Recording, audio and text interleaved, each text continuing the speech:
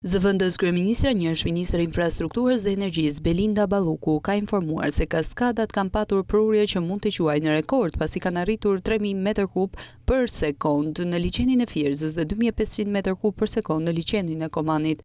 Pasur prurje të cilat mund të quajmë rekord, kemi arritur edhe 3000 m3 për sekond në liçenin e Fierzës, gjithashtu ka pasur prurje 2500 m për sekond në liçenin e Komanit. Kuota e liçenit të Fierzës, sipas raportimeve të orës 8, ka arritur në 289.77 metra.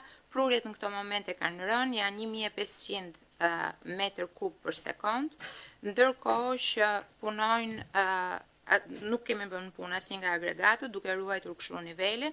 Për sa i përket Komanit, kuota ka arritur në 173.27 metra, prurjet në këto momente janë 950 deri në 500 m3 për sekond, ndërkohë që kemi një agregat në punë, ndërkohë që në vallën e Dejës kuota ka arritur 74.94 metra, prurjet në këto momente janë nga 690 deri në 60 m3 për sekond.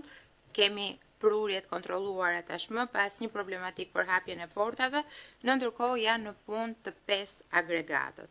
Sigurisht duke pasur parasysh edhe vazhdimsinë e kushteve atmosferike, si forcat e armatosura ashtu edhe aviacionit civil kanë njoftuar që do ketë rreshtje edhe gjatë ditës sotme, por janë rreshtje mesatare dhe me prurje të ulta. Nga ana tjetër ne presim që gjatë mesnatës sonte të ketë një agravim të rreshtjeve, por kuotat na lejojnë që të menaxhojmë gjithë situatën duke mos shkarkuar pra në mënyrë të pakontrolluar në fushë kodër. Ndër të tjera, në mbledhjen e Komitetit Ndërministror të Emergjencave Civile, Balluku tha se situata paraqitet më e mirë në rang vendi, që nga data 2 janar janë angazhuar në zonat më të prekura Tiranë, Durrës, Vlorë, Gjirokastër dhe Elbasan. Nga ana tjetër, Ministri i Mbrojtjes Piro Vengu shpreh se rritja e gatishmërisë ka nisur që në datën 3 janar bazuar në parashikimet paraprake meteorologjike. Ai theksoi se që në këtë fazë është kërkuar mobilizimi i prefekturave, bashkive dhe i gjithë zinxhirit të mbrojtjes civile në territor. Rritja e gatishmërisë ka nisur që në datën 3 janar, që nga prognozat e para, ku dhe kërkua mobilizimin e prefekturave, bashkive dhe gjithë zinxhirit të mbrojtjes civile në territor.